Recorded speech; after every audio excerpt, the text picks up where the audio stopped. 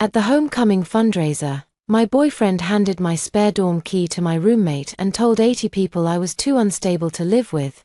Then he kissed her beneath a banner that read "Safe spaces start with trust." While my other roommates played an edited recording of me begging him not to leave, I did not cry. I opened the housing portal under the table, confirmed my emergency transfer, and saved the livestream to 3 separate cloud folders in 48 hours. Campus security would search Room 612 this time. Nothing they found would have my fingerprints on it. Evan, someone whispered from the crowd, pretending to be shocked while holding her phone high enough to record everything. Evan Cole kept one hand around Camille Price's waist.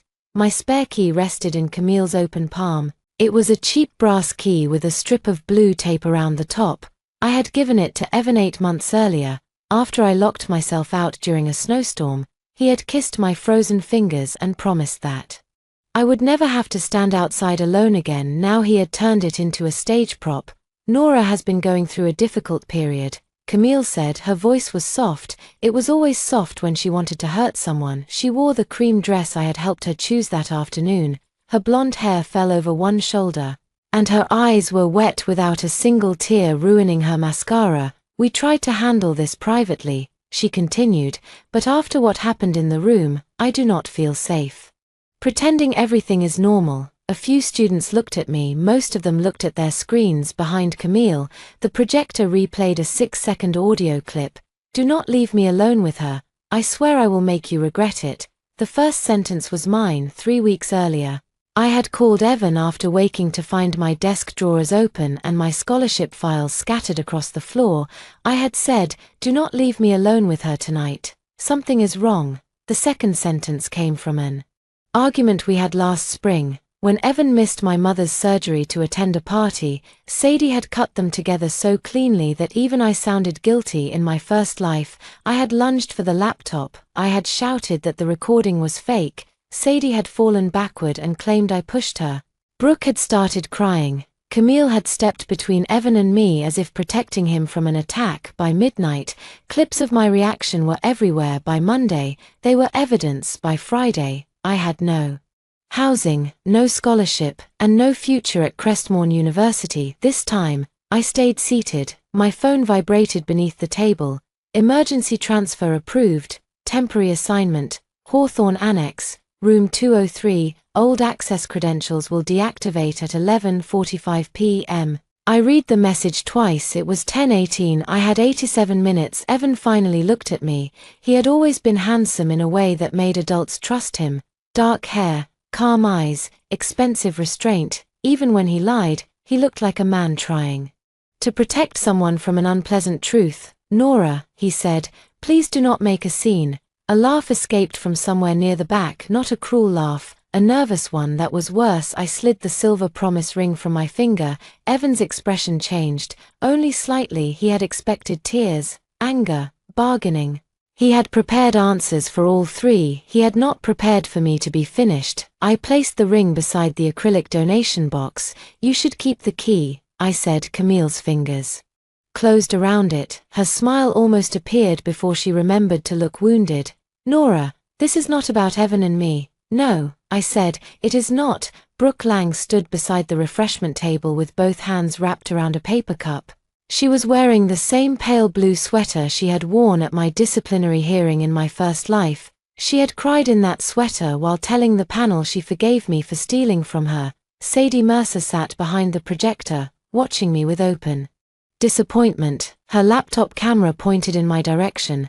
A small red light glowed beside the screen. They needed footage. They needed me furious. They needed me to stay in room 612 until Monday morning without me. The story they had written would have no ending. I stood, picked up my coat, and walked toward the exit. Evan followed me into the hallway. "Nora," I kept walking. His shoes struck the tile behind me. "You cannot disappear every time someone confronts you." I pressed the elevator button. "You heard what Camille said. She is scared of you." The elevator doors opened. I stepped inside and turned around. Evan placed one hand between the doors for 1 second. I saw the version of him I had loved. The boy who brought coffee to the library during finals. The boy who learned my mother's birthday. The boy who promised my scholarship did not make me smaller than the students whose parents paid full tuition. Then I remembered him sitting across from the conduct board. I remembered his careful voice. Nora became obsessed with Camille. I tried to help her, but she was under financial pressure. I think that is why she started selling the files. He had not merely abandoned me, he had explained me to the people destroying me. Where are you going? He asked. Somewhere you do not have a key. His hand slipped from the door. I rode to the 6th floor alone. Room 612 looked peaceful when I entered. Camille's candles glowed on the windowsill. Brooks' anatomy flashcards covered one wall. Sadie's string lights cast warm yellow circles across the ceiling. The room had fooled dozens of people online.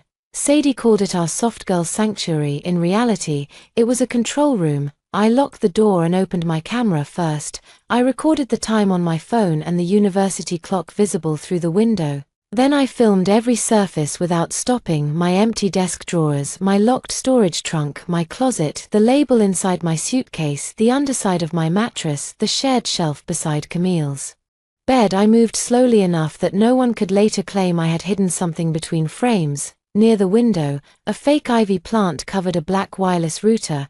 It did not belong to the university network. A blue light blinked 3 times, paused, and blinked again. The classroom server was active. In my first life, campus security had found that router beside a silver laptop registered with my student identification number.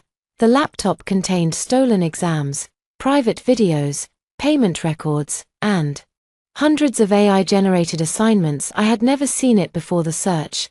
Nobody believed me this time. The silver laptop was not there yet. Evan was still carrying it. I zoomed in on the empty space beside the router and stated the date and time.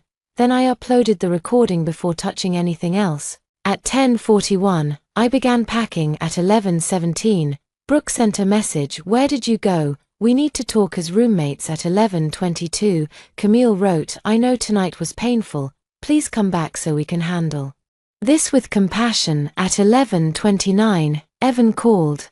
I declined it. At 11:38, I closed my suitcase before leaving. I placed my old room key on the center of my bare desk and photographed it from 4 angles. At 11:42, I opened the door. Sadie stood in the hallway for the first time that night. She was not holding a camera. Her gaze moved from my suitcase to the empty side of the room. You are moving out. Yes, you cannot just leave. The fear in her voice was small, but I heard it. Their plan required access to my belongings. It required my locked trunk. It required me to sleep 3 feet from the server they intended to place under my name. Most of all, it required me to react exactly the way their edited videos said I would. Sadie stepped into the doorway. Camille is going to think you are punishing her. I am not responsible for what Camille thinks. What are we supposed to tell housing? The truth would be efficient. Her face hardened. You think leaving makes you innocent? I pulled my suitcase across the threshold. No, I said. The timestamps do. My phone changed networks as I entered the elevator. At 11:45, my old dorm access disappeared from the housing app. At 11:46, I sent my continuous room video, key photograph, transfer confirmation, and access termination notice to the housing director. At 11:48, the elevator doors closed on Sadie's face. In my first life, room 612 had swallowed my name, my scholarship, and every person who once claimed to know me. In this life, I left before they could close the door. The room still held their cameras, their stolen exams, their fake accounts, their edited voices, and soon, the silver laptop Evan had carried through the fundraiser while telling everyone I was dangerous. Room 612 had always needed a scapegoat. By midnight, it no longer had one. By the time I reached Hawthorne Annex, my arms were trembling from dragging the suitcase across campus. The building had once been a graduate residence. Its hallways were narrow, its carpet smelled faintly of dust, and the radiator beside room 203 knocked like someone trapped inside the wall. It was still the safest room I had entered in 2 lifetimes. Dana Ruiz, Crestmont's overnight housing director, waited beside the open door with a clipboard tucked against her chest. She was wearing black slacks, running shoes, and a university sweatshirt beneath a wool coat. She looked at the suitcase, then at me. Are you injured? No. Has anyone threatened you directly? Not tonight. Her eyebrows lifted at the final word I handed My phone, the continuous video from room 612 was already open. Dana watched me film the clock, the empty desk, the storage trunk, the key, and the black router behind the fake ivy plant. She replayed the section with the router. Did you touch that device? No. Do you know who owns it? I know it is not registered to the university network. That was true. I did not tell her how I knew what the machine would contain. I did not tell her that I had watched a campus safety officer pull it from behind the plant in my first life. While Camille cried into Evan's shoulder, Dana returned my phone. You did the right thing by leaving it where it was. In my first life, no one had said that. They had asked why I had not reported the router earlier. Then they had used my failure to recognize it as proof that I was lying. I need a written receipt for my key return. I said, I also need confirmation of the exact time my access to room 612 ended. Dana studied me for a moment. You have thought this through. I had reason to. She did not ask for more. At 12:07 a.m., I signed the emergency transfer form. Dana sealed my old key inside a clear evidence envelope and wrote the time across the flap. She also confirmed that my former card access had ended at 11:45 p.m. If you remember anything else, email me, she said. Do not return to room 612 without a housing employee present. Do not meet privately with your roommates. Keep every message. I will. Dana paused at the door. One more thing. Your transfer request says you fear evidence may be placed among your belongings. Yes, that is a serious allegation. I know. Do you have proof? Not yet. She nodded once. Then do not call it proof until you do. The instruction did not offend me. It steadied me. Facts first, conclusions later. After Dana left, I locked the door. The room contained a narrow bed, a metal desk, a chair, and a wardrobe with one hinge that squealed. There were no candles, no string lights, and no framed photographs of 4 girls pretending to love one another. I placed my phone on the desk and watched the messages arrive. Camille, please tell us where you are. We are genuinely worried. Brooke, my necklace is missing. Sadie, you cannot take things and run away. Evan, answer the phone. Evan again. This is not the way to handle an adult relationship. Then Camille posted in the dorm group chat. Nora left after an emotionally difficult conversation. Please do not spread rumors. She has been under a lot of pressure, and we want to respect her privacy while making sure everyone is safe. Within minutes, students I barely knew began replying with hearts. One girl wrote that she was praying for all of us. Another said she had always sensed tension around me. A resident assistant named Miles asked whether anyone had contacted housing. Camille responded that she was trying to avoid escalating the situation. She had always been good at escalation disguised as restraint. In my first life, I had read those messages from my bed in room 612 while the other 3 whispered behind their curtains. I had replied to every accusation. I am not unstable. I did not take Brooke's necklace. Stop telling people I am dangerous. Each sentence had been screenshot. Each screenshot had later appeared without the messages that provoked it. This time, I saved the conversation and said nothing. At 12:31, Brooke posted a photograph of an empty jewelry box. The necklace was a thin gold chain with a small diamond pendant. Her father had given it to her when she entered medical school's accelerated program. In my first life, campus safety found it inside my storage trunk beneath my mother's old sweater. The trunk had been locked. Evan had possessed the spare key. I opened my laptop and changed every password connected to my university account, my email, housing portal, cloud drive, library employment system, scholarship profile. When I reached the recovery settings, my fingers stopped. Evan's email address was listed as my backup recovery contact. I remembered adding it during sophomore year after my phone broke. He had smiled and said, "Now you can never lose access to anything important." I removed him. Then I discovered his phone number attached to my payment application. I removed that too. At 12:54, an automatic alert showed that someone had attempted to reset my campus password from an unfamiliar device. I took a screenshot and forwarded it to Dana. At 1:02, Evan called again. This time, I answered. "Where are you?" he demanded. His voice was lower than it had been at the fundraiser.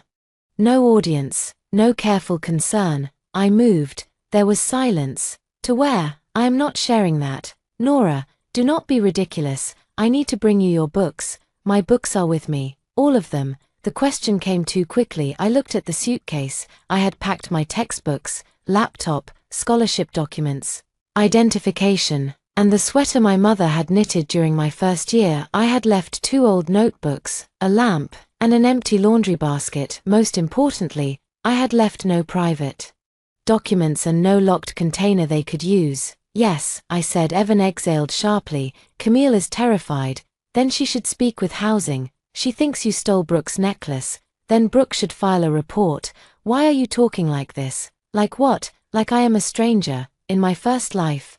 Even after he testified against me, I had called him from the motel where my mother and I stayed after my housing removal. I had begged him to tell the truth. He had said he could not risk his student government position by interfering with an official investigation. 3 months later, photographs of him and Camille appeared online from a ski resort owned by her uncle.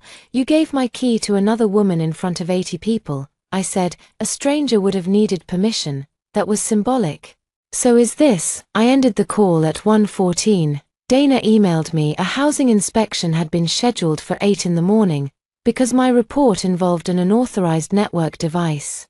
Campus technology security would attend. I saved the email at 1:26. Sadie sent a voice message. You need to come back before this becomes something it does not need to be. Her voice shook, not with sadness, with fear. I downloaded the file instead of playing it twice at 1:41. Brooke wrote that she was giving me one final chance to return the necklace before she contacted campus police. I forwarded that message to Dana too. Then, at 2:03, the housing app sent an automated notice someone had used a registered room 612 access card to enter the 6th floor corridor. The card belonged to Camille. 30 seconds later, another device entered through the service elevator using a temporary student government credential. Evan was the only student government officer assigned that credential during homecoming week. I stared at the timestamps until the numbers stopped looking like numbers and became a door opening. In my first life, I had been asleep when Evan brought the silver laptop into room 612. This time, I was awake. This time, I was somewhere else. I forwarded the alerts to Dana, copied the Student Legal Services email address, and placed my phone face down. The radiator struck the pipe 3 times. I lay on the narrow mattress without changing my clothes. For years after my expulsion, I had dreamed about room 612. I dreamed that I was standing inside it while the walls moved closer. I dreamed that every drawer contained another piece of evidence with my name printed on it. Eventually, the dream stopped. By then, I was 25, working overnight at a printing warehouse outside Cleveland. I died one February morning when a delivery van crossed the center line on an icy road. There had been no grand final thought, only headlights, then the sound of tape tearing from a moving box in room 612. 6 years earlier, I had awakened with knowledge no one should possess, and 87 minutes to save myself. At 3:10 a.m., I finally closed my eyes for the first time in either life. The trap was being built in a room where I no longer lived. I woke at 6 to the sound of someone knocking, my entire body locked. For one terrible second. I believed campus safety had come to search my room again. Then Dana spoke through the door. Nora, it is Dana Ruiz. I have coffee and another housing employee with me. I opened the door only after checking the peephole. Dana stood with a paper cup in each hand. Beside her was an older man wearing a facilities badge. This is Mr. HSU, she said. He is repairing your wardrobe hinge. I wanted you to know before anyone entered. The consideration nearly broke me. I stepped aside. Dana set one cup on the desk. Campus safety would like a statement after the inspection. You are not currently accused of anything. You may bring an advisor. What did they find?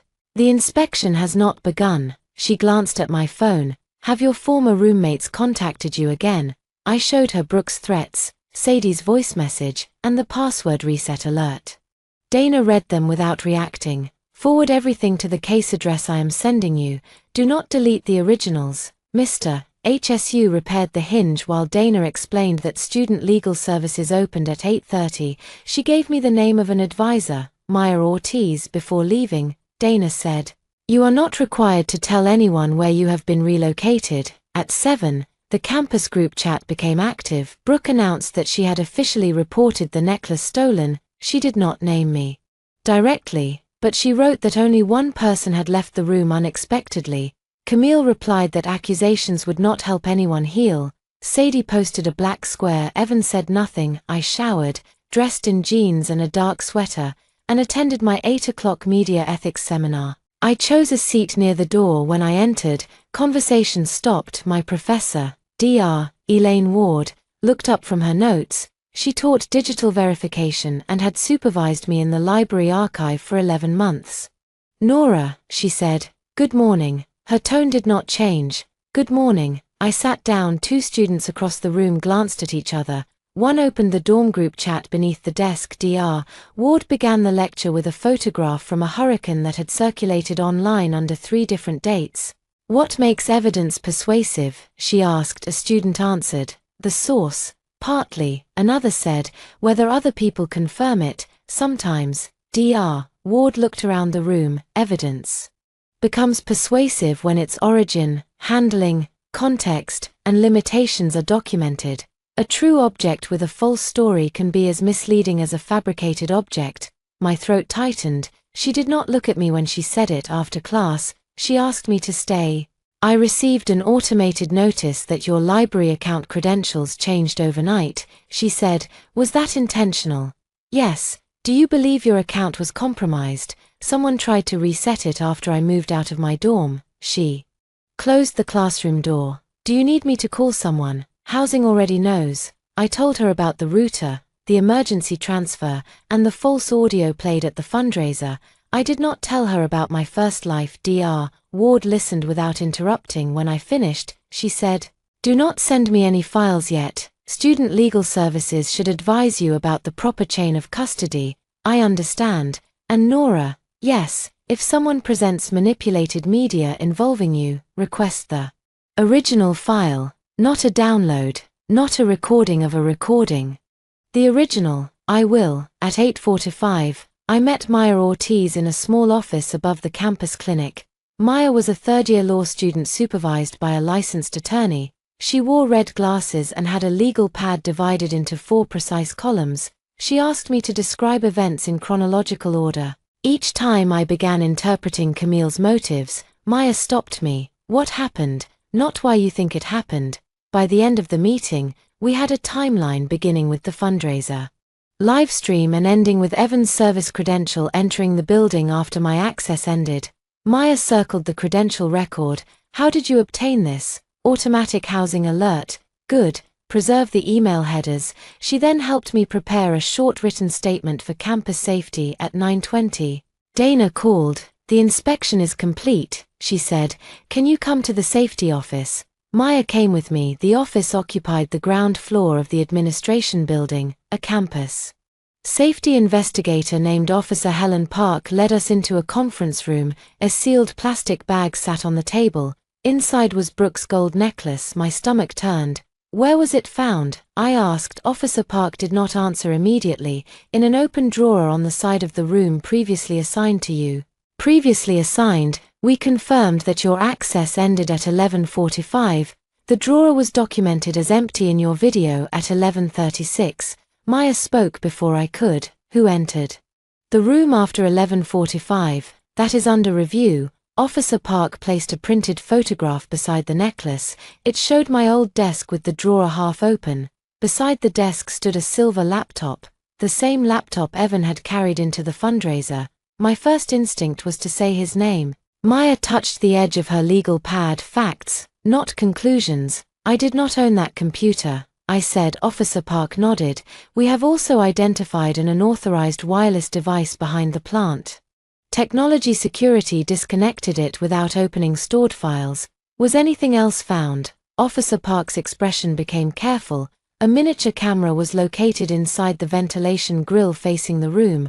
I knew about the hidden camera behind the plant. I had not known about the vent camera. A new fear moved through me. What could it see? Most of the room. My bed. Yes, the word landed harder than I expected. In my first life, I had focused on the accusation that I installed the cameras. I had never allowed myself to consider how long they had recorded me. Officer Park continued. 2 additional cameras were discovered in a shared changing area used during floor events. Maya asked whether law enforcement had been contacted. Yes. The University Police Department is evaluating whether external referral is required. Officer Park turned to me. Your former roommates state that the devices belong to you. I almost laughed, not because it was funny, because the sentence had followed me through death. What evidence did they provide? Camille Price says you frequently complained that people entered your room. Sadie Mercer says she saw you researching small cameras. Brooke Lang says you kept the desk drawer locked. I researched hidden camera detection for Dr. Ward's verification course. Do you have the assignment? Yes. Maya wrote something down. Officer Park slid another photograph across the table. It showed the black router connected to the silver laptop. A label on the computer read Nora Hayes Archive Project. The label used the same white tape as the boxes in my library job in my first life. That detail convinced the conduct board this time. The tape roll was already sitting in the locked supply cabinet at the library. Signed out under Sadie's student identification number for a documentary project. I knew because I had approved the request 3 days earlier. I can identify where that label tape came from, I said. Officer Park's attention sharpened. Explain. I told her about the archive equipment log. She requested permission to contact Dr. Ward. I agreed. When the meeting ended, Maya walked me back toward Hawthorne Annex. You handled that well, she said. I knew what they would say. She glanced at me. How? They have been building this story for a while. That answer was close enough to the truth. At noon, Camille posted a statement. She wrote that a beloved member of their community had been struggling with paranoia and that the residents of room 612 had tried to support her while protecting themselves. She urged everyone not to blame a sick person for acting from fear. The post received 400 likes in an hour. Then Brooke posted the photograph of her recovered necklace. No context, only the words, I never wanted to be right. Evan shared it. My hands began to shake. I put the phone on the desk and counted 5 objects I could see: the radiator, the chair, the wardrobe, the coffee cup, the deadbolt. In my first life, this was where I lost control. I had posted 27 messages. I had accused everyone. I had threatened to expose things I could not yet prove. This time, I opened the case folder and added Brooke's post at 1:18. Officer Park emailed again. Technology Security had examined the basic system logs without opening private media. The server profile named Nora_Master had been created at 12:08 a.m. 23 minutes after my access to room 612 ended. The account that created it belonged to the silver laptop. The laptop had connected to the room network at 12:03. Someone had arrived with a machine bearing my name, planted a necklace in my drawer, and created the account after I was legally locked out. Their entire plan had depended on finding me inside the room, without me there. Every timestamp pointed in the wrong direction. At 1:26, Evan sent a message, please do not say anything about the laptop until we talk. I read it once, then I forwarded it to Maya and Officer Park. By Tuesday morning, Crestmorn had divided into 3 groups. The first believed I had installed the cameras, stolen Brooke's necklace, and fled when Evan exposed me. The second believed Camille had framed me. The third claimed not to care while refreshing the dorm forum every 4 minutes. I belonged to none of them. I attended class, worked my scheduled library shift, and documented everything. At 10, Dr. Ward showed Officer Park the equipment sign-out log. Sadie had borrowed white archive tape, 2 external drives, and a portable audio recorder the previous Friday. The listed purpose was oral history documentary production. The items had not been returned. At 11:15, Leah Bennett came into the archive. I recognized her from the 6th floor.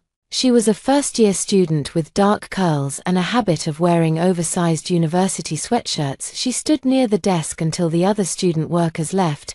Can I talk to you? If this is about the investigation, you should speak to campus safety. I already did. Her face had gone pale. They said I could also tell you, but I should not pressure you to respond. I waited. Leah gripped the straps of her backpack. The camera in the changing room recorded me. My fingers tightened around the desk edge. During homecoming week, the 6th floor lounge had been converted into a costume and preparation area. Students changed shirts, adjusted dresses, and left bags behind curtains. Do you know that for certain? Sadie showed me a clip. When, 3 weeks ago, Leah looked toward the archive entrance. I paid someone to help rewrite a paper. I know that was wrong. Afterward, the price changed. I said I would report them. Sadie sent me a still image from the changing room. What did she demand? More money. Then she said I had to recruit 2 other clients. Did you pay? Yes. Do you have the messages? I deleted them. The disappointment on her face made me choose my next words carefully. Deleted is not always gone. Do not try to recover anything yourself. Tell Officer Park which application you used. Leah nodded. Camille told me you ran the whole thing. Of course she had. She said you needed money because of your scholarship. She said the rest of them were afraid of you. Why did you stop believing her? Leah looked down. Because yesterday Sadie asked me to say I had seen you adjusting the vent. Had you? No. And what did you say? I said no. Her eyes filled.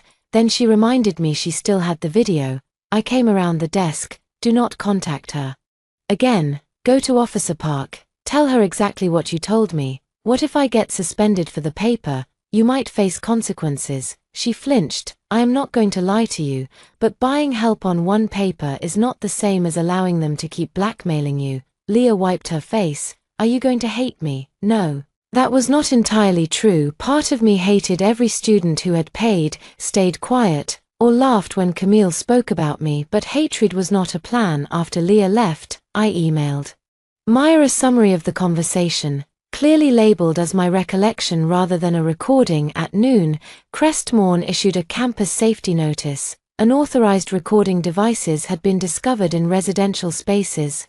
Students who believed their privacy had been violated were asked to contact a confidential response line. The notice did not name room 612. It did not need to. By 1 o'clock, people were deleting photographs from the homecoming fundraiser. Students who had defended Camille began editing their comments. Camille posted that she was devastated to learn anyone might have been recorded. Then she added, I hope investigators remember that discovery does not equal ownership. It was almost elegant. At 2, Evan waited outside the library. Maya had advised me not to meet him privately. The building lobby had cameras, staff, and 20 students studying nearby. I stopped 6 feet away. What do you want? His eyes were bloodshot. Officer Park took my laptop, the silver one. His mouth tightened. So you are accusing me now? I asked which laptop. You know it was mine. I know it entered my former room after my access ended. I brought it because Camille said you left one behind. My video shows the space beside the router was empty. He looked around, lowering his voice. You are enjoying this? The accusation startled me. In what possible way? You walked out and left everyone to deal with the mess. The mess existed before I left. You could have talked to me. You kissed Camille in front of the campus. That was not planned. The lie was so insulting that I almost smiled. Sadie had the camera centered before you touched her. His face changed, only for a second, then the familiar concern returned. Nora, something bigger is happening. Camille has been hiding things from me. You gave her my key, to show that I trusted her, with access to my room. I thought you were moving out after the breakup. I had not told anyone that. He stopped. I watched him realize what he had admitted. Evan, why did Camille need my room key before I decided to leave? He stepped closer. You are twisting this. I moved toward the circulation desk. He did not follow. That afternoon, Technology Security released a preliminary device report to the conduct office. The vent camera had connected to the black router for 79 days. The router had transmitted data to 3 encrypted storage accounts. One account used my university email as the username. The recovery telephone number belonged to Brooke. The billing card belonged to Camille's father's consulting company. The authentication device belonged to Sadie. They had spread ownership across all of us, except the system had records. At 4:30, I was asked to attend an emergency meeting with the Office of Student Accountability. Maya sat beside me. Across the table were Officer Park, a technology security analyst named Aaron Bell, and Assistant Dean Marcus Hill. Aaron displayed a directory from the server. Nora_master. Beneath it were folders labeled clients, exams, media, payments, and insurance. We have not opened personal media without the appropriate authorization, Aaron said. However, file names and system metadata are visible. Assistant Dean Hill folded his hands. Your former roommates provided a recording they say demonstrates your control of this system. I knew what was coming. He pressed play. My voice filled the room. I built it. They do what I tell them. If anyone talks, I will destroy them. The rhythm sounded like me. The breaths did not. My real voice had been cut from library training videos, calls with Evan, and an argument recorded in room 612. Maya leaned forward. Is this the original file? No, Aaron said. It was submitted as an exported audio attachment. We request the source file and project history. Assistant Dean Hill nodded. I looked at the waveform on the screen. In my first life, I had heard that recording for the first time during my hearing. I had panicked and shouted over it. This time, I noticed something else at the end of the sentence. Beneath my fabricated voice, a dorm elevator chimed, the same 3-note chime audible in Sadie's Homecoming documentary. Ask for the raw tracks, I said, and ask whether the project was edited on Sadie's laptop. Aaron looked at me. What makes you suspect that? She borrowed the archive audio recorder and external drives. She also records in the 6th floor hallway, where that elevator chime was captured. Assistant Dean Hill made a note after the meeting. Maya and I stepped into the corridor. You are becoming a very inconvenient witness, she said, for them. For anyone trying to simplify this. At 6:12, Dr. Ward called. Technology Security had requested her assistance verifying the submitted audio. She could not discuss details, but she wanted to ask one question. Have you ever used the phrase "they do what I tell them" in a recorded setting? I remembered during a library orientation video. I had joked about the automated book carts. They do what I tell them until they hit a chair. Dr. Ward was quiet. That is what I thought. At 9, a student uploaded a photograph of room 612's door sealed with campus safety tape. Camille's name tag remained in place. Mine had been ripped off. Below the photograph, someone wrote, "Maybe the quiet one was not the dangerous one." The comment disappeared 10 minutes later. I saved it anyway, not because I needed strangers to believe me, because I wanted to remember the exact moment doubt entered the room. The next morning, Camille appeared in the dining hall carrying 2 cups of coffee. I saw her before she saw me. She wore a navy cardigan and no makeup except concealer beneath her eyes. The choice was deliberate. Camille understood that visible exhaustion looked more sincere than perfect tears. Sadie walked 10 feet behind her with her phone held against her chest. Brooke stood near the doors. They had arranged the room before entering it. Camille placed 1 coffee on my table. I remembered your order. Every nearby conversation softened. I did not touch the cup. We have been advised not to contact each other. I am not here to fight. Then why is Sadie recording? Sadie lowered her phone too late. Camille's expression trembled. She is scared you will misrepresent what happens.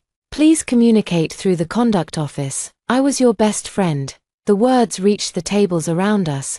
Camille had always known how to make private cruelty audible and public manipulation look intimate. You walked out without letting me explain, she continued. Now police are searching our things.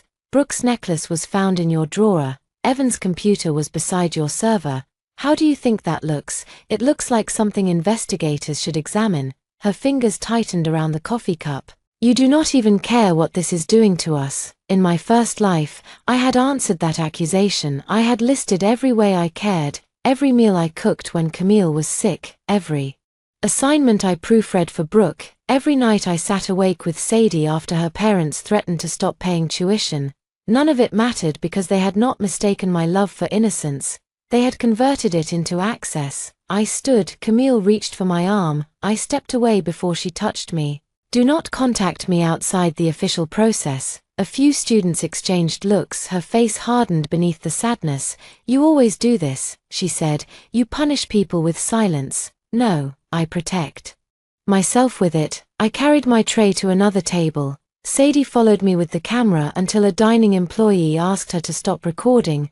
By noon, a cropped clip appeared online. It showed Camille offering coffee and me walking away. The caption read, "When your roommate destroys your life and refuses even basic compassion." The clip received 2,000 views before someone uploaded a second angle showing Sadie recording before Camille approached me. Then a third student posted that Brooke had been waiting by the doors. The performance began turning against them. At 1, Dr. Ward and Aaron Bell presented their audio findings to the Accountability Office, Maya, and I attended by video conference. Aaron shared a project directory recovered from Sadie's external drive. The fabricated confession consisted of 34 clips taken from 6 sources. My sentence "I built it" came from a library shelving tutorial.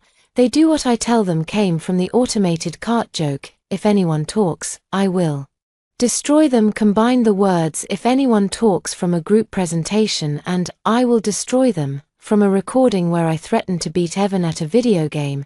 The breaths between phrases belonged to another speaker.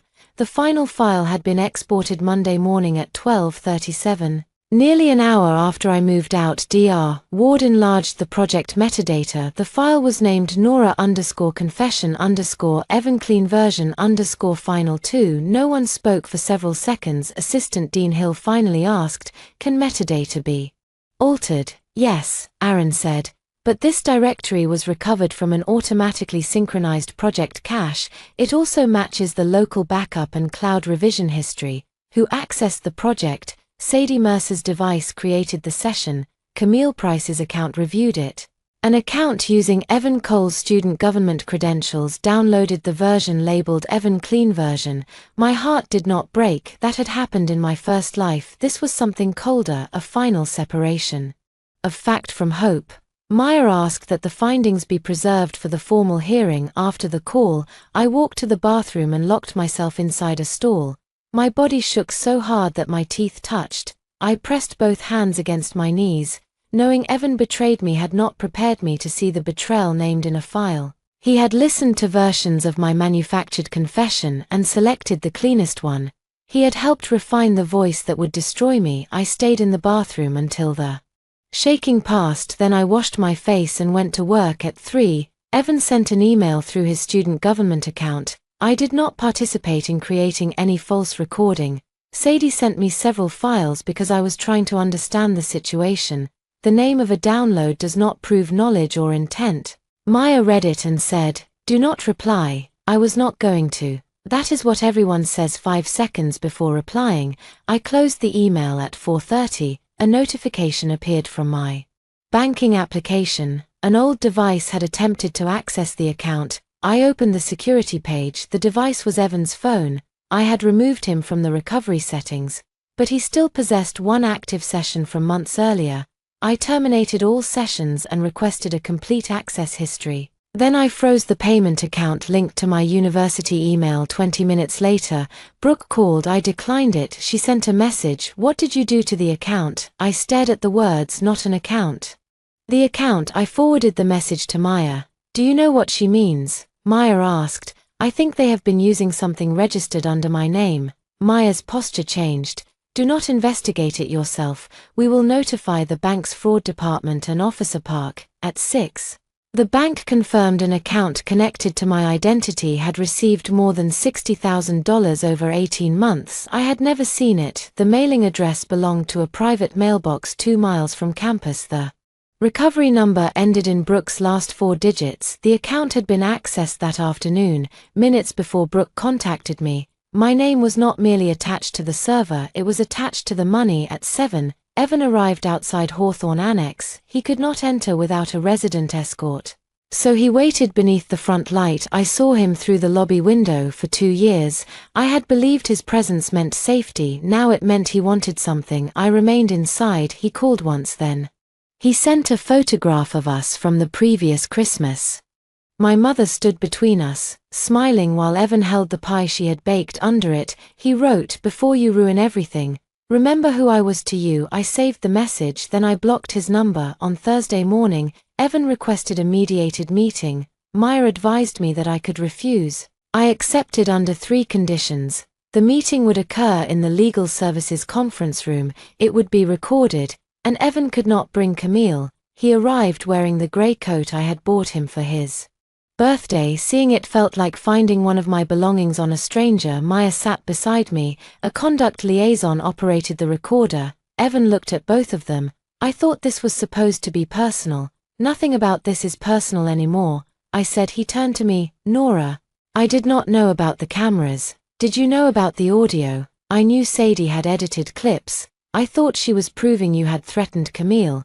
You downloaded 3 versions. I was trying to hear the differences. You chose the file labeled clean. I did not name it. Did you know Camille planned to accuse me of operating the server? His jaw tightened. No. Why did you carry your laptop into room 612 after my access ended?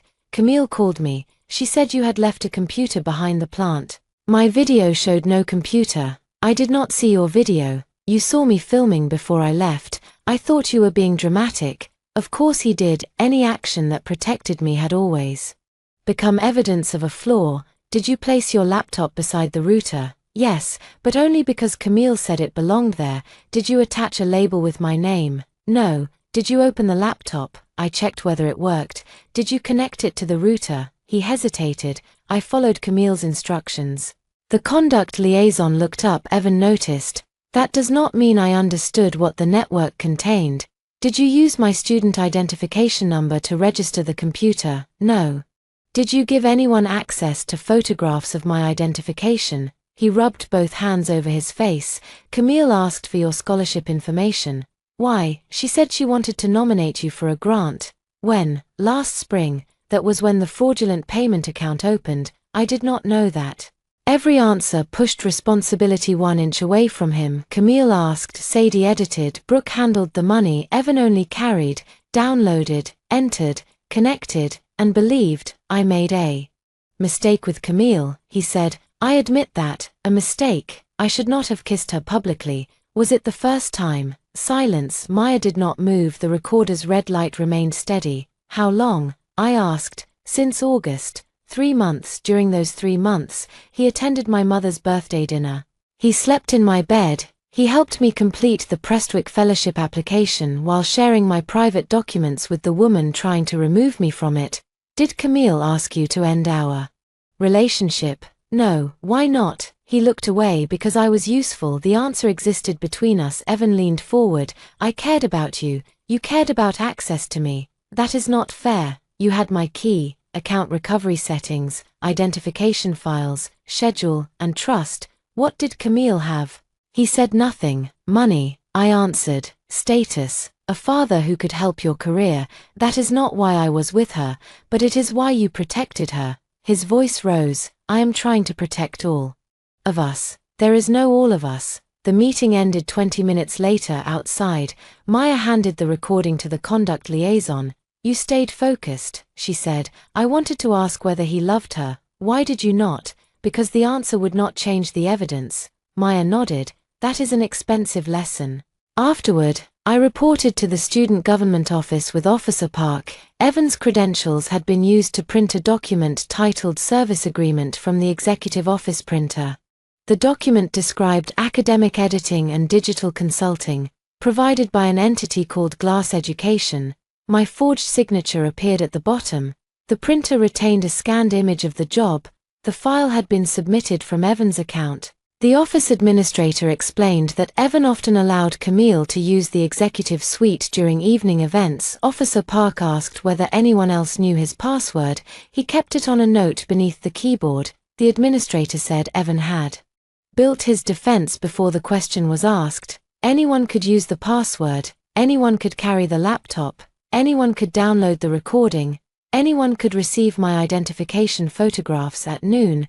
I received permission to collect the last items from room 612. Dana and another housing employee escorted me. The corridor was empty. Safety tape crossed the door inside. The room looked smaller than I remembered. The string lights were dark. Mattresses had been stripped. Evidence labels marked the vent, router shelf, and desk drawer. My old lamp sat in a box. 2 notebooks lay beside it. My mother's knitted scarf was missing. I found it inside a trash bag beneath Camille's desk, stained with coffee. Dana watched me lift it out. Do you want that documented? Yes. She photographed the scarf in place before I touched it. In my first life, I would have cried over the deliberate cruelty. This time, I placed the scarf in a clean bag. Objects could be washed, trust could not. Before leaving, I looked at Camille's empty side of the room. She had kept a framed photograph of the 4 of us beside her bed. It showed us during freshman orientation, arms around one another beneath Crestmont's stone arch. I remembered the day Camille had asked about my scholarship before asking my major. Brooke had complained about the room size. Sadie had filmed us without permission and called it candid. The warning signs had not been invisible. I had simply interpreted them generously. In the hallway, Officer Park approached us. We recovered the loading dock footage, she said. She showed me a still image at 11:58 Monday night. Evan entered the service elevator carrying the silver laptop at 12:03. He reached the 6th floor at 12:08. Nora_master was created at 12:11. Camille entered the room carrying a jewelry box at 12:16. Brooke's necklace appeared in my drawer. The camera did not show the drawer itself, but it showed Camille entering with the box and leaving without it. They thought the service corridor camera was inactive, Officer Park said. Was it? No. The image was transmitted to a new storage system last month. In my first life, the old system had failed. That was why no one found the footage this time. The university had replaced it 2 weeks before homecoming for the first time. My second chance contained something I had not remembered. Not every piece of survival came from knowing the future. Sometimes the world changed without asking me. At 4, Officer Park formally notified Evan that he was under investigation for evidence fabrication, unauthorized system access, identity theft, and retaliation. At 4:12, he emailed me, tell them I was manipulated. I deleted the draft response I almost wrote. Then I forwarded his message to Maya. The Glassroom was not a single website, it was a collection of private channels, temporary cloud folders, payment accounts, editing tools, and stolen credentials. Aaron Bell explained the structure during a closed investigation briefing. Maya and I sat at one end of the conference table. Across from us were representatives from Academic Integrity, Campus Safety, University Council, and Information Security. Aaron projected a diagram. Brooke managed academic materials. She had access to an accelerated medical program and worked part-time for a private tutoring company owned by her aunt. Sadie managed media. She recorded students, cloned voices, edited screenshots, and stored blackmail files. Camille recruited clients and controlled the narrative. She targeted students who were wealthy enough to pay or frightened enough to remain silent. Evan supplied access, student mailing lists, empty event rooms, campus schedules, temporary credentials, private information from students who trusted him. My name held the pieces together. Nora Hayes appeared as the owner of the payment account. Nora Hayes appeared on the service agreement. Nora Hayes appeared in the server directory. Nora Hayes appeared in the fabricated confession. The network processed at least $63,000, Aaron said. That figure may increase. An academic integrity officer changed the slide. We also identified restricted examination materials from 4 departments.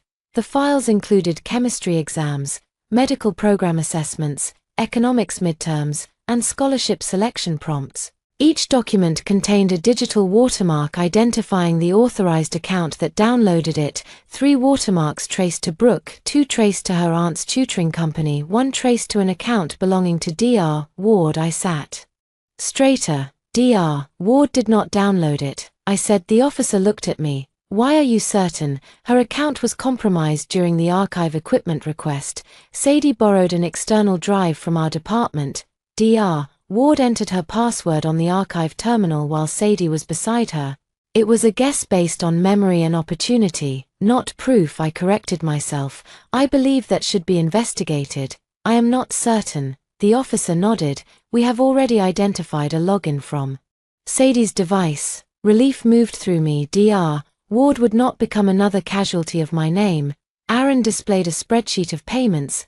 The clients were identified by initials, student numbers, and private vulnerabilities: parent scandal, visa concern, athletic violation, pregnancy rumor, changing room video. Every line represented a person trapped by shame. Leah sat somewhere on that list. So did dozens of students who had laughed when Camille called me unstable. I had expected satisfaction instead. I felt sick. This is why they needed me, I said. University Council looked at me. They needed someone with an apparent financial motive and access to digital systems, and someone disposable. No one contradicted me. The briefing shifted to the fraudulent account. A representative from the bank joined by video. She explained that the account had been opened remotely with photographs of my driver's license and student identification. The verification session included a short facial video. The woman in the video wore a baseball cap and large glasses. Her face was partially obscured. Brooks' attorney had argued that it could be me. Meyer asked to view several frames. The representative paused at the moment the woman turned. A silver star-shaped earring showed beneath the cap. Sadie wore the same earrings in almost every video she posted. More importantly, she had designed them herself in a campus jewelry workshop. Only one pair existed. Can the device location be verified? Meyer asked. The session originated from a tablet connected to the Room 612 network. What time? September 14th at 2:13 in the morning. I had been in another state that weekend visiting my mother after a medical procedure. My bus tickets, work schedule change, and photographs placed me 300 miles away. The bank representative continued. The one-time verification code was sent to a phone ending in 8194, Evan's number. No one spoke. The account had later changed. Recovery. Access to Brooks' phone. Camille's consulting company card paid for the private mailbox. Sadie completed the facial verification. Evan supplied the code. Brooke managed the money. My identity was the only thing all four shared. At the end of the briefing, University Counsel warned that criminal investigations could take longer than campus proceedings. Our immediate concern is student safety and academic integrity, she said.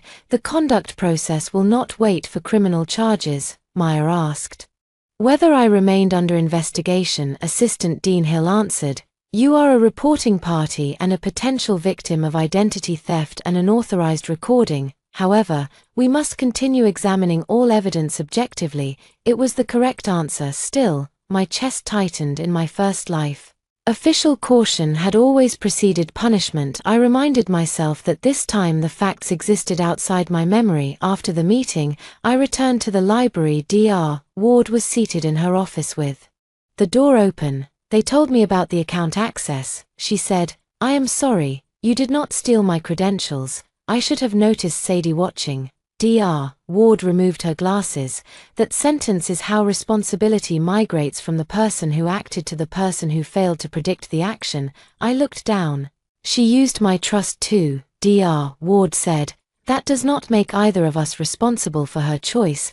The word stayed with me that evening. Camille's attorney sent the university a formal letter claiming that I had manipulated vulnerable roommates into participating in a business they did not understand. The letter described me as technically skilled, financially desperate, socially isolated, and fixated on Evan. It also claimed Camille and the others were afraid to report me. The argument was almost identical to the one that destroyed me before, but this time, the letter contained a fatal problem. If I controlled the glassroom, why had they continued operating it after I left at 9:14? The server automatically attempted to upload a new package. Technology security had isolated it, but the scheduled process still ran. The package contained a fabricated video of Leah admitting that I recruited her.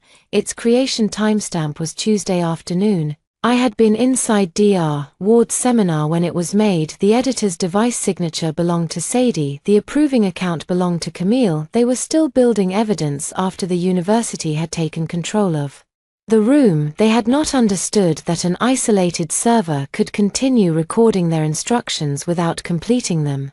At 10, Aaron sent the conduct office a preserved system log. The final line read, "Upload failed, authorization revoked." I stared at it for a long time. It felt like more than a technical message. My mother called Friday morning. I had delayed telling her the full story because fear moved faster than facts in our family. My mother loved with both hands. When she could not fix something, she blamed herself for not having more money, more education, or more powerful friends. This time, I wanted to give her truth before panic. I sat on the floor of room 203 with my back against the bed. "They used my identity to open an account," I said. "The university and bank are investigating. My scholarship is still active. I am safe." There was a long silence. "Evan, he was involved." Another silence. "How involved?" "He received the verification code. He carried the computer into the room. He helped with a fake recording." My mother inhaled sharply. At Christmas, she had given Evan my grandfather's watch. Because she believed he would become family. I am coming to get you. No, Nora, I need to finish the semester. You do not need to prove anything. I am not staying to prove I am strong. I am staying because this is my education. What do you need from me? The question was so different from I am coming to get you that I almost cried. Save every envelope or bank notice addressed to me. Photograph the outside before opening anything. Do not speak to Evan or his parents. I can do that. And Mom, yes, this is not your fault. Her voice broke. Neither is it yours. After the call, Maya accompanied me to a bank branch downtown. We submitted an identity theft affidavit, disputed the account, and requested the complete application record. I also placed additional verification requirements on my credit profile and financial accounts. The process took 3 hours. There was no cinematic moment, no manager gasping at the evidence, no immediate restoration of my name. There were forms, signatures, identification checks, and a printer that jammed twice. Real recovery was administrative. That made it more exhausting and more trustworthy. On the bus back to campus, I opened the anonymous student forum. A new post had reached the front page. Nora Hayes did not escape. She moved to hide the money. The writer claimed I had operated an essay-selling business for years and turned on my roommates when Evan discovered it. Attached screenshots showed payments entering an account under my name. The post did not show who controlled the account. Comments multiplied. Some students asked reasonable questions, others called me a criminal. One wrote that poor students were always treated as innocent because people felt guilty about privilege. Another said Camille's family had no financial reason to cheat, as if wealth eliminated greed. I closed the page. 5 minutes later, I opened it again. Then I remembered my first life. For months, I read every comment about myself. I believed that if I understood every lie, I could find the perfect response. Instead, I let strangers occupy my mind without paying rent. I deleted the forum application from my phone. At 3, Leah came to legal services. She had recovered part of her message history through a device backup. Maya arranged for Officer Park to collect it. The messages showed Sadie sending a still image from the changing room. Camille later entered the conversation using a temporary account. No one wants your parents to receive this too. Referrals and the balance disappears. You are helping other students access support. Do not make this uglier than it is. Camille had transformed blackmail into community service. Leah cried while the messages were preserved. I knew it was wrong, she said. I still did what they wanted. Maya replied, you will need to take responsibility for the paper and the referrals. That does not make the recording or threats lawful. Leah looked at me. I told 2 people that you ran it. The confession hurt. Will you correct that? Yes, then correct it with the investigators. Do not post about me. She seemed surprised. You do not want me to defend you. I want you to tell the truth where it matters. That afternoon, Evan's mother emailed me. She had always treated me with polished tolerance. She praised my grades and asked whether my mother had considered more stable work. Her message contained no greeting. Evan is facing consequences that could permanently alter his future, whatever happened. Between you, I know you understand that he is not a criminal. Camille exploited his loyalty and confused him during an emotional period. Please clarify this before the situation becomes irreversible. I read the message twice in my first life. I would have answered with evidence, memories, and desperate appeals to her sense of fairness. This time, I forwarded it to Maya as possible third-party pressure. Then I blocked the address. At 5, the bank sent the verification logs. The account opening code had gone to Evan's phone at 2:14 a.m. On September 14th at 2:15. Evan entered the code at 2:17. The account was approved at 2:21. He texted me, can't sleep, wish you were here. I had answered from my mother's couch, miss you too. The 2 conversations existed 4 minutes apart, one with me, one with the person stealing my name. I printed both records and placed them side by side. Love had not blinded him, love had given him cover. At 7, Officer Park informed us that Evan had changed his statement. He now admitted receiving the verification code but claimed Camille told him it was required to submit a surprise grant application for me. I remembered the fake grant. He had sent me flowers the next week and said he was proud of how hard I worked. What kind of grant application opens a private payment account? I asked. Officer Park's expression remained neutral. That is a question he will be asked. That night, someone slipped an envelope beneath my door. I froze before touching it. The envelope had no name. I photographed it in place, called Dana, and waited. Dana arrived with a housing employee. They opened it while recording. Inside was a printed photograph of Evan kissing Camille at the fundraiser. Across my face, someone had written, "You made them do this." Dana placed the photograph into a clear sleeve. "Do you recognize the handwriting?" No, that was true, but I recognized the phrase "in my first life." Camille said the same thing when I confronted her after the hearing. "You made us afraid. You made us protect ourselves. Even their cruelty required me to be responsible for it." Dana documented the envelope as suspected retaliation. Before leaving, she said, "We can relocate you again." I looked around room 203, the plain desk, the squealing wardrobe, the deadbolt. "No," I said, "I am staying." This time, staying was not surrender, it was a choice. Sadie requested contact through Maya on Saturday. Her attorney offered to provide relevant digital material in exchange for confirmation that I would not oppose a reduced sanction. Maya read the proposal aloud. "What do you think?" she asked. "She is asking me to negotiate before I know what she has." "Yes, I am not doing that." Maya's mouth curved slightly. "I agree." We responded that any evidence should be submitted directly to investigators and that I would not make promises regarding sanctions. 2 hours later, Sadie surrendered a pink external drive. She claimed she had created backups because Camille threatened to blame her if anything went wrong. Aaron examined the drive on an isolated computer. It contained project files, chat exports, photographs, payment spreadsheets, and private recordings. Sadie had recorded everyone, not only clients, not only me, Camille, Brooke, Evan. She called the folder insurance. The first recording came from August. Camille and Sadie were in room 612 while I worked at the library. Camille's voice was clear. "Nora has the cleanest background. No disciplinary record. No family connections. Everyone believes scholarship students need money."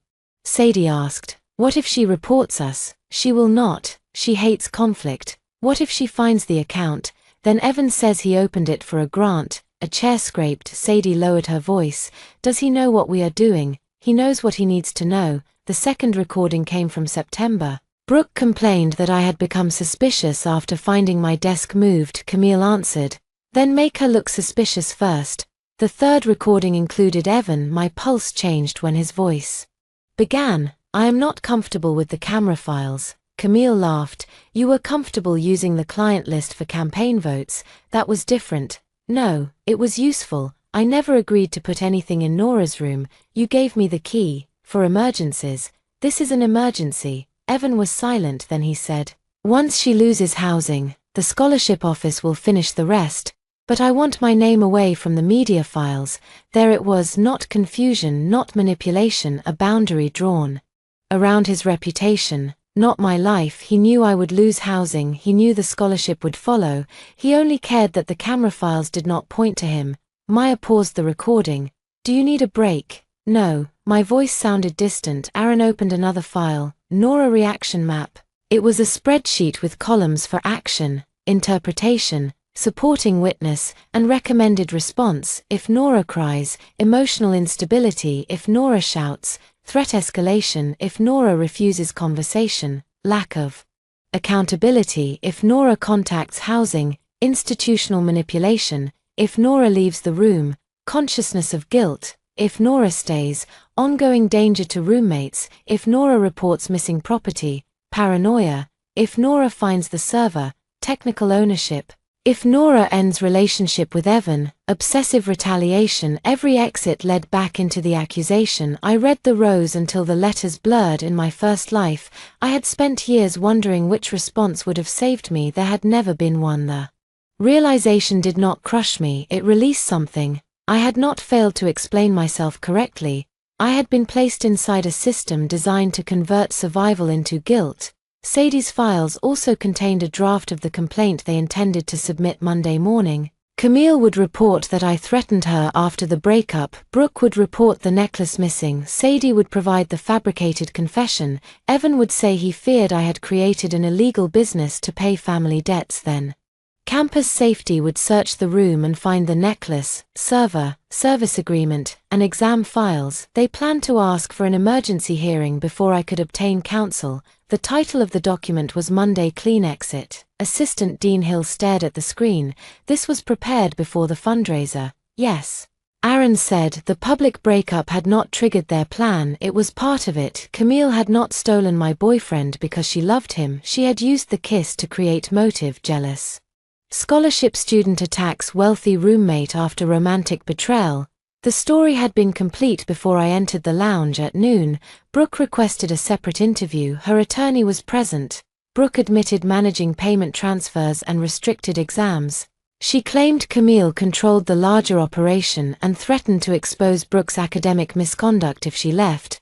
Why was Nora selected? Officer Park asked. Brooke looked toward me, her eyes were swollen. Camille said people would believe Nora needed the money. Did you agree? Brooke swallowed. Yes. Did Nora know about the network? No. Did Nora steal your necklace? No. Who placed it in her drawer? Camille. Where did the necklace come from? I gave it to her. The answer should have satisfied me instead. I remembered Brooke crying during the first hearing. She had held her bare throat and said the necklace was the last gift from her grandmother. The grandmother had died. The grief had been real. Brooke had used real grief to decorate a lie. Why did you send me messages demanding its return? I asked. Her attorney began to object. Officer Park allowed the question. Brooke stared at the table. To create a record. Did you expect me to confess? No. What did you expect? That you would get angry, and then Sadie would save the messages. At least she told the truth now, not because she respected me, because she feared Camille less than the evidence. When the interview ended, Brooke whispered, I am sorry. I looked at her. You are sorry that the plan failed. Her face collapsed. I did not stay to comfort her that evening. Evan waited outside the legal services building. A conduct liaison stood nearby because of the no-contact restrictions. I heard Sadie gave them recordings. He said I kept walking. Nora. She recorded conversations without context. I stopped. What context makes my housing acceptable collateral? He flinched. I was angry. At what? You were always busy. The fellowship. The library. Your mother. There was never room for me unless I was helping you. The old me would have apologized. I would have listed all the ways I could become easier to love. This time, I saw the confession inside his complaint. He wanted access without obligation. He wanted gratitude for every kindness and immunity for every betrayal. You could have left, I said. I did not want to lose you. You wanted to keep me while choosing her. He stepped forward. The conduct liaison moved between us. Evan raised both hands. I can still help you. I can testify against Camille. You are not helping me by telling the truth after they recover the recording. What do you want from me? Nothing. For the first time, he looked truly frightened. Anger he could answer, pain he could soothe, nothing gave him no role. I walked away. The preliminary hearing took place Monday in the same administration building where I had been condemned in my first life. The conference room had an oval table, a pitcher of water, and framed photographs of smiling graduates. I remembered every detail: the panel chair's silver pen, the air vent that clicked before the heat started, the scratch on the table where I had pressed my thumbnail until it bled. This time, Maya sat beside me. Dr. Ward attended as my faculty advisor. Dana sat behind us as the housing witness. Across the table were Camille, Brooke, Sadie, Evan, and 4 attorneys. Camille wore white. Of course she did. Assistant Dean Hill opened with the rules: no interruptions, no direct contact between involved students. The panel would consider interim safety actions, not final responsibility. Camille's attorney spoke first. He described an intense friendship group destabilized by romantic conflict, academic pressure, and poor boundaries. He argued that digital materials could be misunderstood when removed from context. He called the cameras informal security devices. He called the server a shared academic workspace. He called the reaction map private brainstorming about conflict. He described Camille as a frightened young woman who made imperfect decisions while trying to protect her roommates. Then he described me, technically sophisticated, emotionally withdrawn, financially vulnerable, deeply upset by Evan's relationship with Camille. The same ingredients, a cleaner bowl, Maya whispered. Do not react to adjectives. I looked at the panel instead. The evidence began with the transfer. Dana confirmed that I requested relocation before the fundraiser ended. She presented my key receipt, access termination record, and continuous room video. The video showed the empty desk drawer, the empty space beside the router, the old key placed on the desk, the time, the date, no cuts. Next came the service corridor footage. Evan entered with the silver laptop, Camille entered with Brooke's jewelry box. The laptop connected to the unauthorized router. Nora_master was created. The necklace appeared in my drawer. Camille's attorney argued that the footage did not show what happened inside the room. Aaron displayed the synchronized system logs, the timestamps aligned within seconds. Then came the fabricated confession. Dr. Ward explained the 34 source clips, mismatched breaths, project cache, and export history. The panel listened to the original recordings. I built it, I said cheerfully in the library tutorial, referring to a digital exhibit. They do what I tell them. I joked about book carts. I will destroy them, I told Evan while holding a game controller. The complete contexts turned their weapon into something pathetic. Sadie stared at the table. Evan closed his eyes. Next came the fraudulent account. The verification photograph showed Sadie's earring. The code went to Evan. The recovery number belonged to Brooke. Camille's family company paid for the mailbox. My bus records placed me in Ohio. The final evidence was the reaction map. Camille's attorney called it speculative. Assistant Dean Hill read several rows aloud. If Nora reports first, characterize her as weaponizing policy. He looked at Camille. Your public statement used those exact words. Her attorney objected. Hill continued. If Nora leaves the room, characterize departure as consciousness of guilt. He looked at the anonymous forum post. It used the same phrase. If Nora refuses direct communication, characterize silence as emotional punishment. He displayed Camille's dining hall recording for the first time.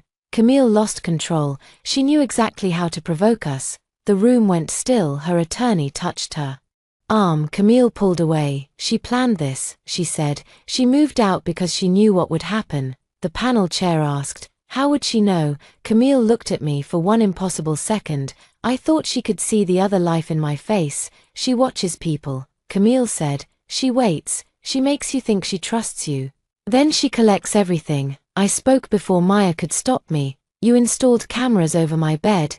Camille's mouth opened. The panel chair intervened. All comments through the chair. I lowered my eyes. One sentence, no more. At the end, I was offered an opportunity to speak in my first life. I had brought 7 pages. I read them while crying. I described every kindness I had shown my roommates, every reason I could not have harmed them, and every fear I had about losing school. The panel heard desperation and called it instability. This time, I unfolded one page. I moved because I believed my identity, housing, and academic standing were in danger. Before leaving, I documented my space, returned my key, and preserved access records. After my departure, a computer was brought into the room, a necklace was placed in my drawer, and files were created under my name. I did not operate the glassroom. I did not install recording devices. I did not steal Brooke's necklace. I did not authorize the financial account. I did not create the confession played at the fundraiser. The evidence does not require the panel to believe I am kind, calm, likable, or emotionally unaffected. It only requires the panel to examine what happened and when. I placed the page down. Pain is not evidence. Neither is popularity. The records are evidence. I stopped. Camille stared at me. She had expected me to plead for my humanity. I had made humanity irrelevant to the finding. The panel recessed for 90 minutes. When it returned, interim orders were issued. Camille, Brooke, Sadie, and Evan were suspended from university housing and student leadership activities there. Campus access was restricted. No contact orders were expanded. The Glassroom network was referred for full academic integrity review and external investigation. The final hearing would occur in 1 week. Outside the building, reporters from the student newspaper waited behind a marked line. Camille's father stood beside a black SUV. Speaking into his phone, he was a large man with silver hair and the confidence of someone accustomed to converting money into outcomes. When Camille emerged, he placed his coat around her shoulders, then he looked directly at me. "You have no idea what you started," he said. Maya stepped between us. "Do not address my client," he smiled. "This university will learn what happens when it destroys a family based on stolen files and the story of one unstable girl." I felt my body remember the first life, the headlines, the comments, my mother's neighbors whispering, but fear was no longer the only thing I carried. I looked at Maya. Document that. She already was that. Evening, Camille's father withdrew a promised $5 million donation to Crestmont's new student wellness center. 2 hours later, a public relations firm contacted the student newspaper with an exclusive story. By midnight, the first article appeared online. Its headline read, "When Campus Procedures Become Revenge, the Fall of Camille Price." The photograph showed Camille smiling beneath a mental health awareness banner. I was not named. I was described precisely enough that everyone knew. The article called me a financially distressed scholarship student with advanced digital skills and a history of interpersonal fixation. It called Evan a young man caught between two women. It called the Glass Room an informal academic support collective. It referred to the cameras as unverified devices of disputed origin. The writer claimed Crestmorn administrators panicked after I presented a carefully edited timeline. The irony would have been funny if my mother had not called at 6 in the morning. "Someone sent this to my supervisor," she said. I closed my eyes. "I am sorry. Do not apologize. Tell me what we do." "We." "Not what will you do, we save it," I said. "Do not reply." The article spread beyond campus. By breakfast, Evan released a video statement from his parents' home. He sat before a bookshelf and wore a dark sweater. "I take responsibility for mishandling the end of my relationship," he said. "I hurt two people I cared about. However, I never knowingly participated in academic fraud, blackmail, or identity theft." He spoke for 6 minutes. He apologized for the kiss, not the verification code, not the laptop, not the recording. He transformed conspiracy into romantic confusion. At the end, he said, "I hope Nora remembers the person I was before this conflict." The video received thousands of sympathetic comments. A student reporter named Tessa Monroe emailed Maya. Tessa worked for the Crestmorn Ledger. She had obtained records showing the public relations consultant who placed the article previously worked for Camille's father. She asked whether I wanted to comment. My first instinct was no. Every public word could become another object in their hands. Then I remembered the reaction map. If Nora refuses, guilty. If Nora responds, aggressive. There was no safe performance. That meant I could choose based on purpose rather than fear. I agreed to provide a written statement and documents already cleared by University Council, the transfer timestamp, access termination, service corridor stills, audio editing analysis, and account verification timeline. I did not give Tessa personal messages. Unrelated to the case, I did not discuss Camille's childhood, Evan's family, or rumors about Brooke. Evidence did not require humiliation. Tessa's article appeared that afternoon. The timeline room 612 could not explain. It did not call me brave. It did not call Camille evil. It placed events in order. 10:18 p.m. Emergency transfer approved. 11:36 p.m. Room documented without silver laptop. 11:45 p.m. Access revoked. 11:58 p.m. Evan entered with laptop. 12:08 a.m.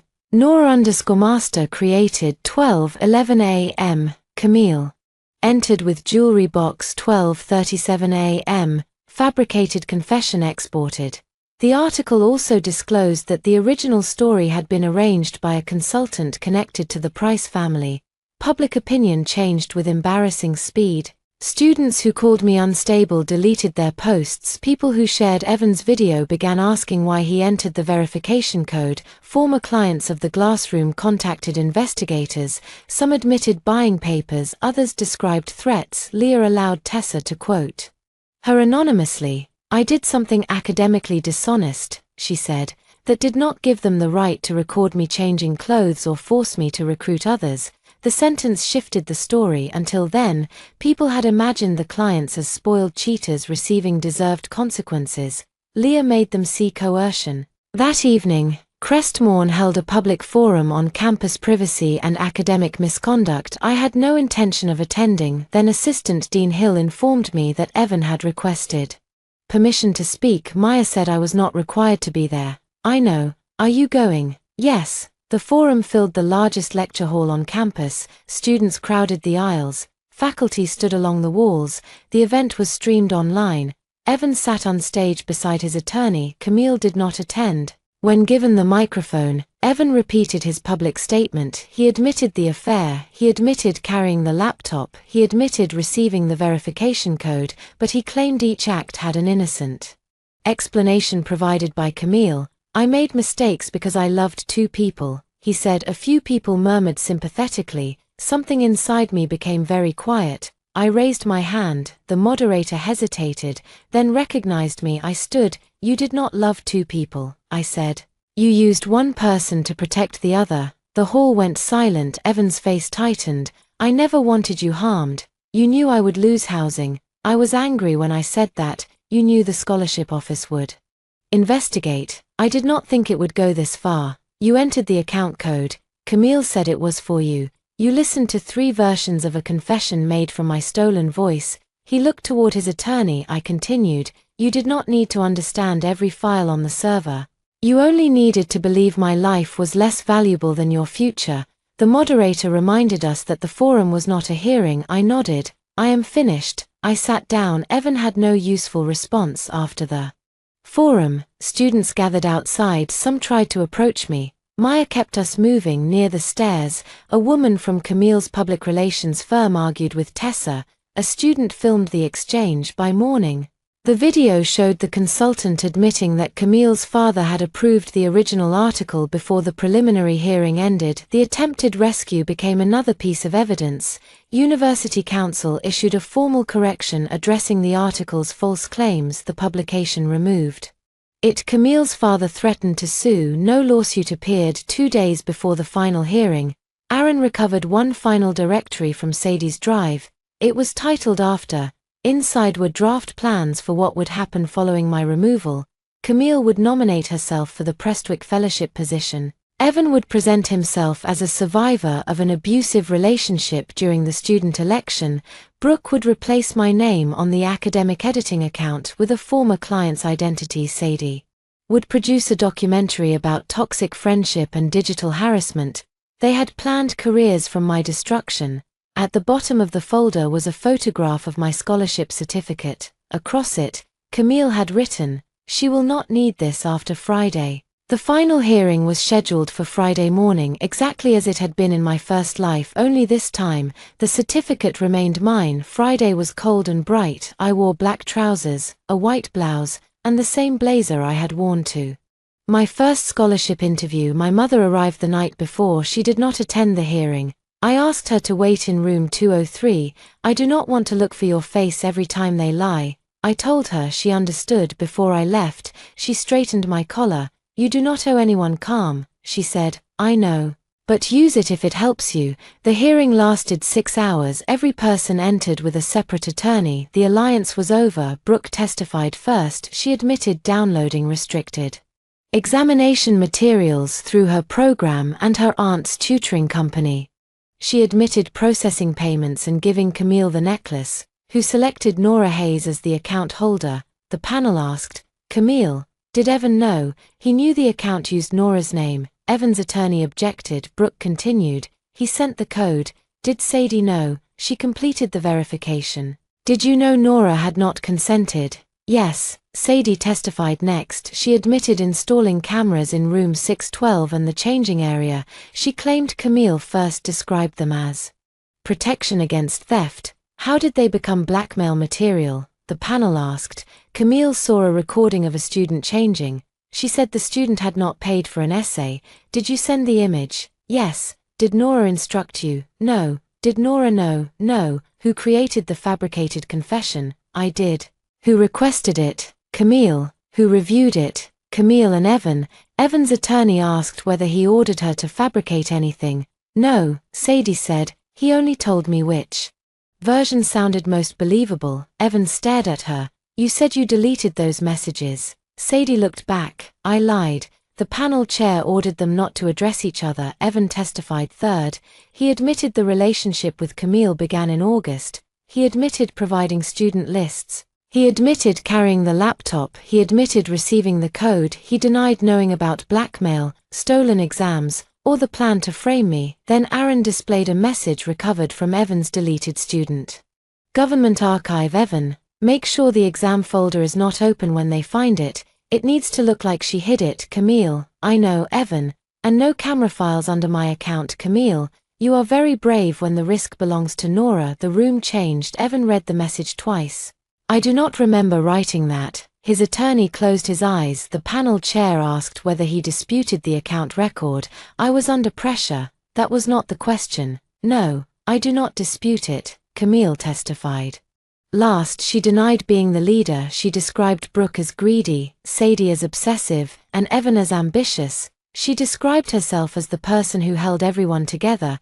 The reaction map was not a plan to frame Nora, she said. It was an attempt to predict dangerous behavior. Why did every predicted behavior lead to the conclusion that Nora was guilty? The panel asked. Because we were afraid. Before or after you created the fabricated confession, Camille's attorney objected. The panel allowed the question. Camille's composure began to crack. You do not understand what living with her was like. Describe it. She judged everything, how we spent money, how often we went out, whether we studied. She never said it directly, she just looked. I remembered every night I wore headphones so they could party. Every morning I cleaned the kitchen. Every time I lent Camille notes after she missed class. Did Nora threaten you? The panel asked. Not in those words. Did she steal from you? No. Did she install the cameras? No. Did she operate the payment account? No. Did she possess the laptop before moving out? No.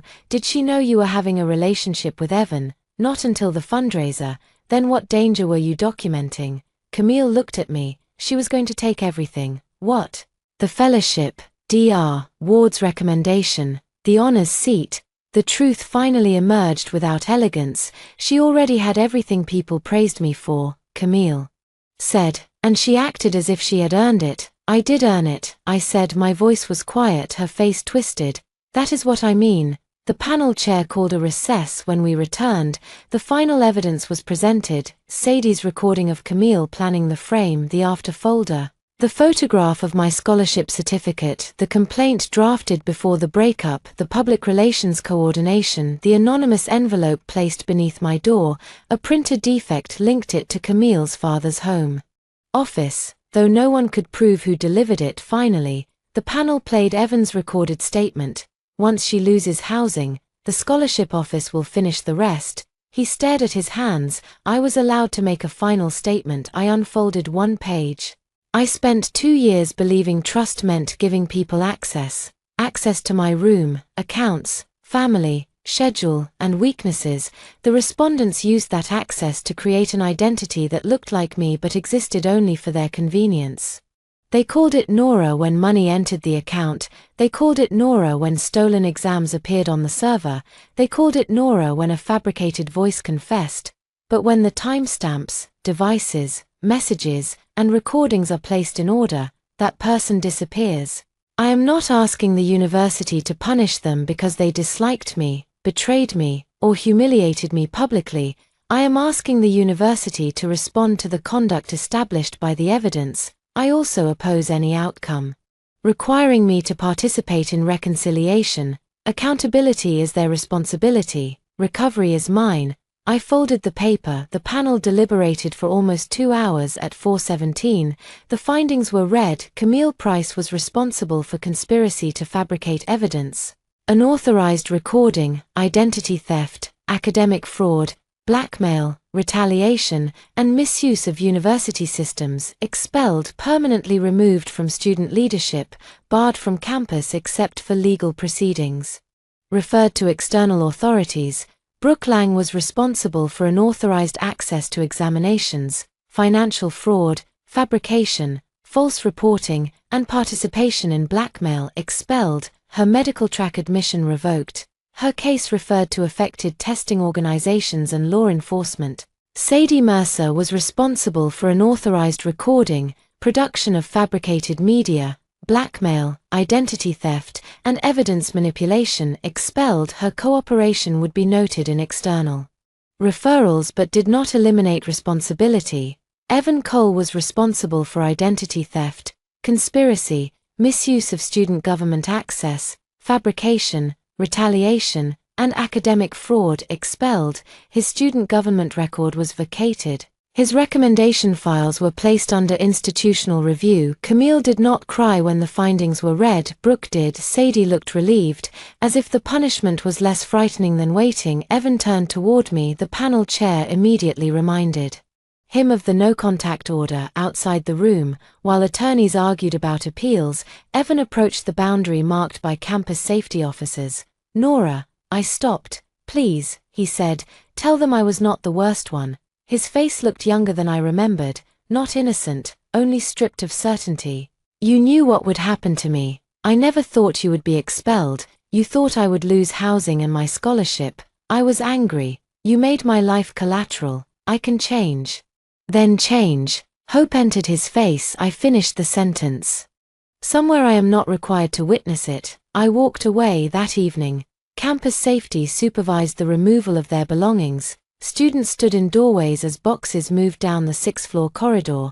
Brooke carried 2 suitcases. Sadie carried camera cases sealed by investigators. Evan left from another building with his parents. Camille came last. She wore the cream coat from the fundraiser. When she saw me near the lobby, she stopped. "You knew," she said. "It was not a question. I thought of the highway, the headlights, the life where she won." "Yes." Her face went pale. "How?" I looked toward room 612. I knew what staying would cost. She waited for more. I gave her nothing. Then I walked outside, where my mother stood beneath the stone arch holding 2 cups of coffee. The air was sharp. The campus bells rang 5 times. I expected triumph. Instead, I felt the absence of danger. It was quieter. It was better. Consequences did not end on Friday. They became paperwork. Camille appealed on procedural grounds. The appeal was denied. Brooke argued that she had been controlled by Camille.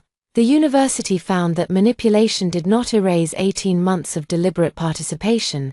Sadie cooperated with investigators. Her cooperation affected how external authorities handled parts of the case.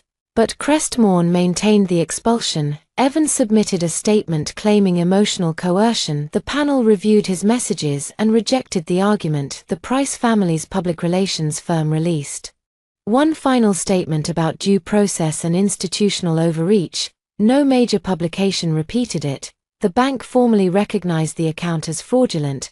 The records attached to my identity were corrected. It took 6 weeks. I kept every letter. My scholarship remained active.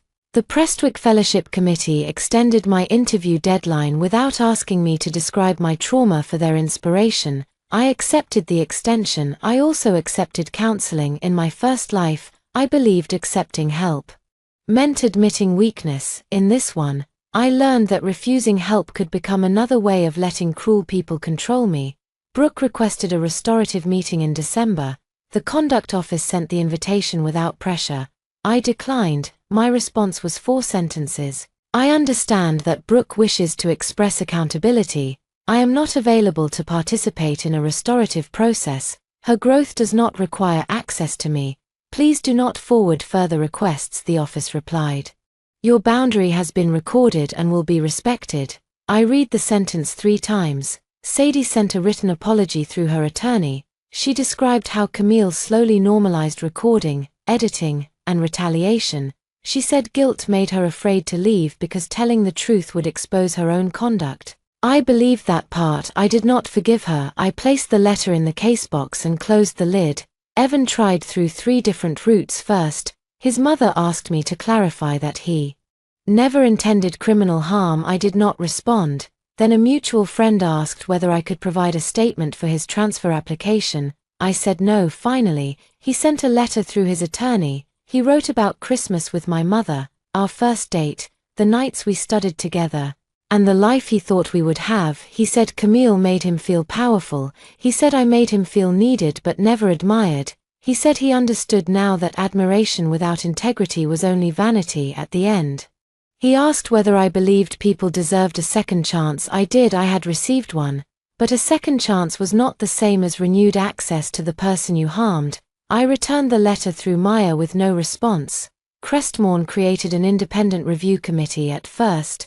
Administrators focused on the glass room as a case of unusually sophisticated misconduct. I refused that framing. The technology was not the only reason the plan nearly worked. It nearly worked because for socially powerful students spoke together and assumed one scholarship student would not be believed. It nearly worked because housing, financial aid, and disciplinary systems were separate enough that a single accusation could threaten all three before anyone saw the full picture. It nearly worked because concern sounded kinder than accusation. At the review meeting, I requested 5 changes. Emergency transfers needed automatic evidence preservation notices. Students facing combined housing and scholarship risks needed immediate access to an independent advisor. Donor families could not contact academic departments about active student disputes. Digital evidence had to be reviewed in original context before emergency sanctions. Coordinated complaints required separate interviews before witnesses could align their statements. The committee approved 4 immediately. The 5th took another semester. I did not receive a building named after me. I did not want one. I wanted the next girl to leave a dangerous room without being told that leaving proved guilt. Living afterward was harder than winning the hearing. For weeks, I photographed my desk every night. I checked the ventilation grill. I woke whenever the radiator struck the pipes.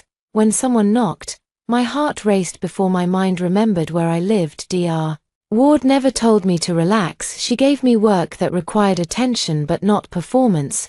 We rebuilt a damaged oral history collection and argued over metadata labels. Leah joined me in the library twice a week. She received academic probation for the paper she purchased. She accepted it. She also spoke during the new student orientation about blackmail and coercion.